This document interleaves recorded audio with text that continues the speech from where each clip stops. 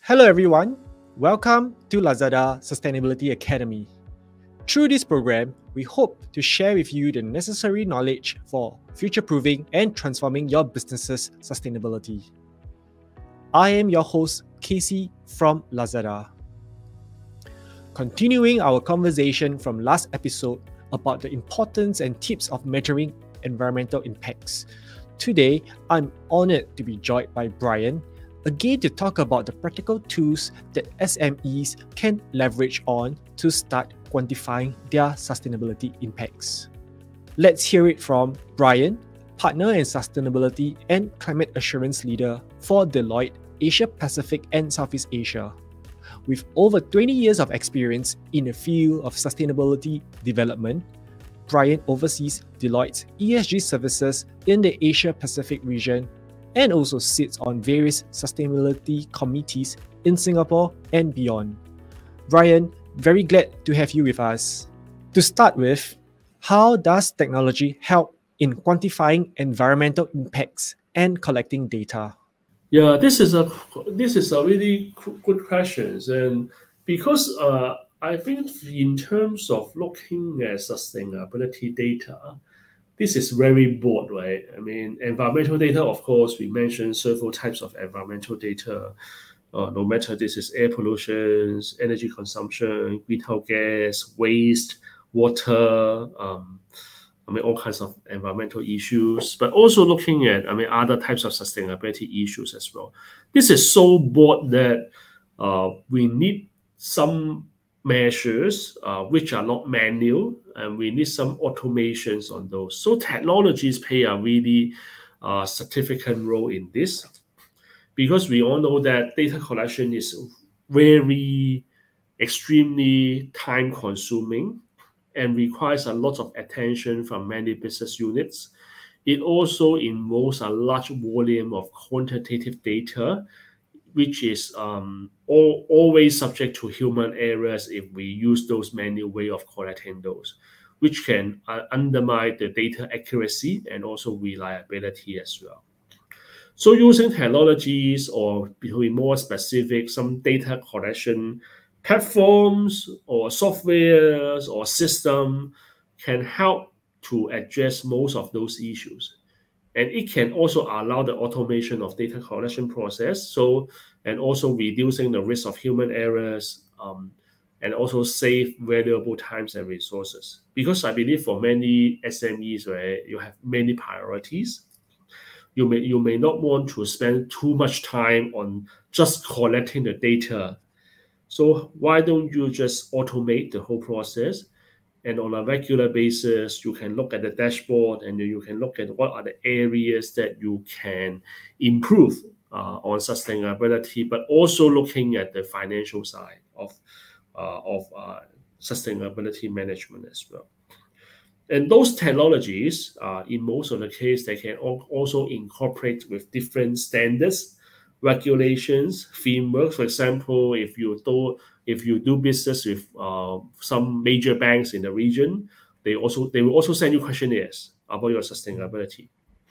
Or if you're subject to some carbon regulations in the regions, government also have some expectation as well. So those technologies can incorporate those requirements, and they also offer customization options to align with specific business goals, as well as the industry requirements as well. So they also, in most of the cases, as far as we know, those technologies also have capability to accelerate the data and provide consolidated views of environmental performance, and also facilitating data-driven decision-making as well.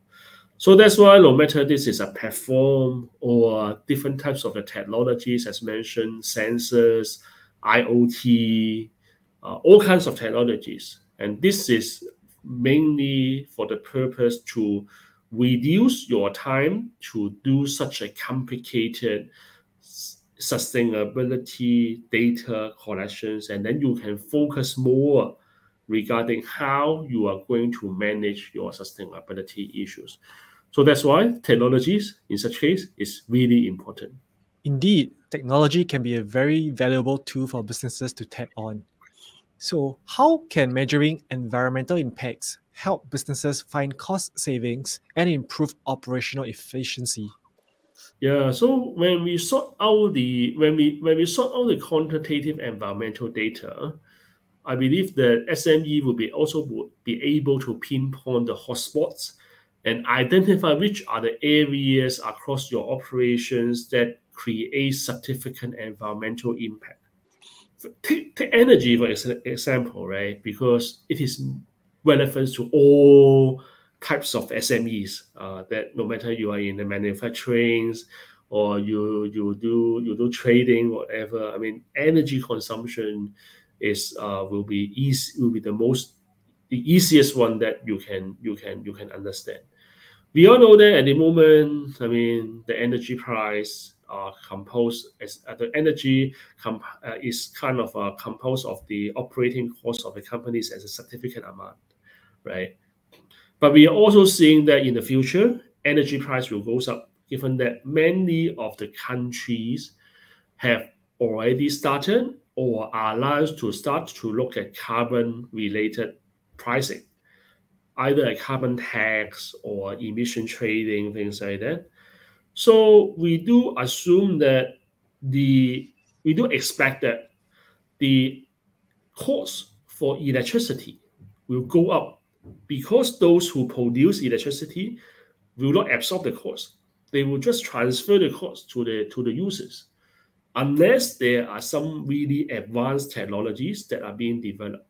So in such case, right, we will expect the operating cost of companies will increase significantly if we are not managing our energy consumption, thus reducing our carbon emissions. So that's why if we start to look at what are the areas that we are consuming the electricity the most, and then we can think about how to minimize our environmental impact. And eventually, it creates opportunities for companies to take targeted and effective actions to reduce the energy consumption and then save the cost as well. So, of course, this example is on energy, but it also applies across other environmental impacts and data, for example, water, waste as well. So that's why measuring is important in terms of helping companies to identify cost saving. But when we talk about climate change, right, we are not talking about only today, but the future.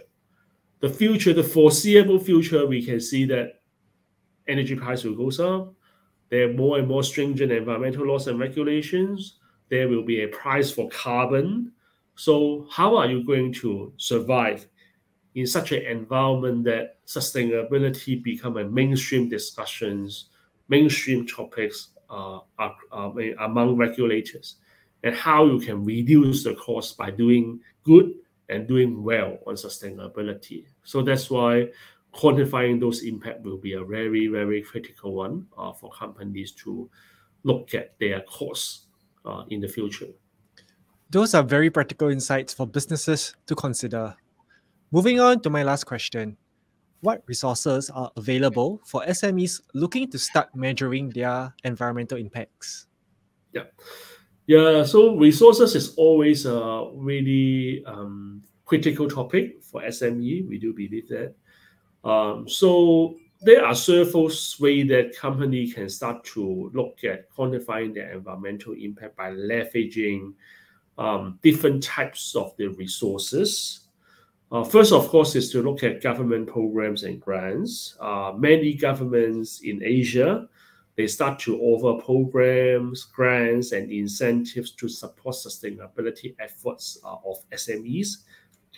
For example, here in Singapore, we have as a third-party advisor, we have also understanding that many government agencies offer grants to SMEs on sustainability advisory, which we have helped several SMEs in Singapore to obtain such fundings. So I think this will be something that SMEs should look at, in terms of getting grants, or there are also some subsidies for trainings. Also send your employees to attend some trainings on sustainability, so that they will have a better understanding on the know-how on how they can go back to their position and start to work on such sustainability initiatives. So this is the first one, leveraging government programs and grants. And I believe in Southeast Asia, Singapore and Malaysia have similar programs that you can look at. The second one is, of course, looking at working with financial institutions.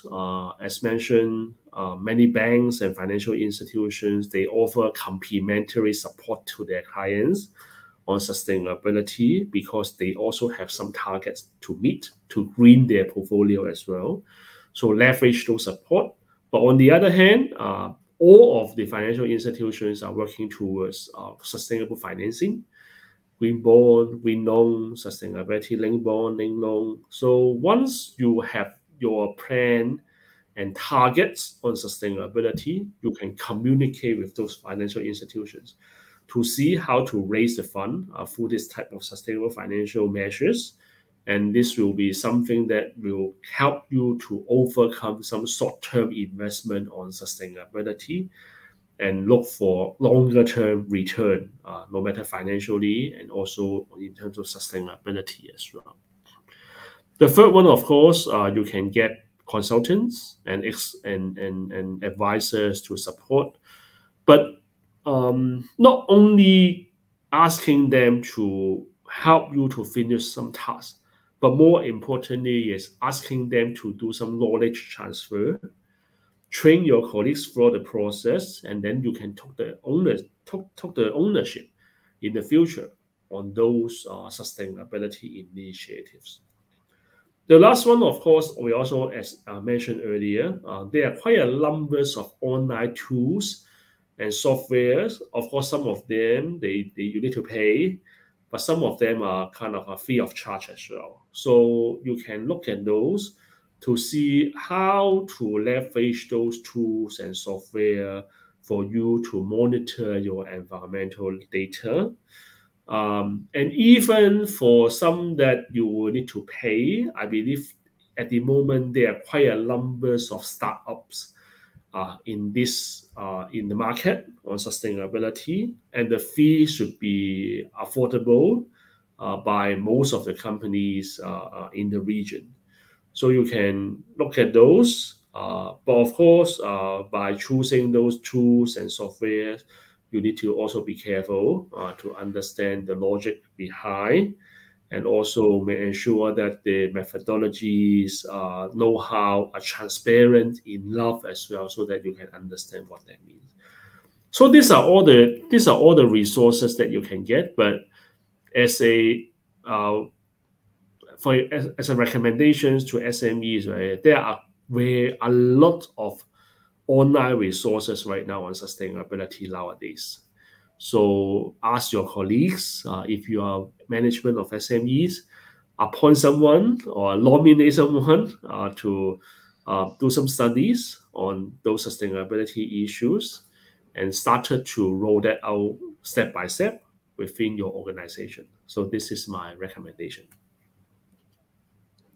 Thank you, Brian, for the great sharing. To our valued audience, we hope you enjoyed today's conversation. Please remember to stay tuned for the upcoming episode of Lazada Sustainability Academy.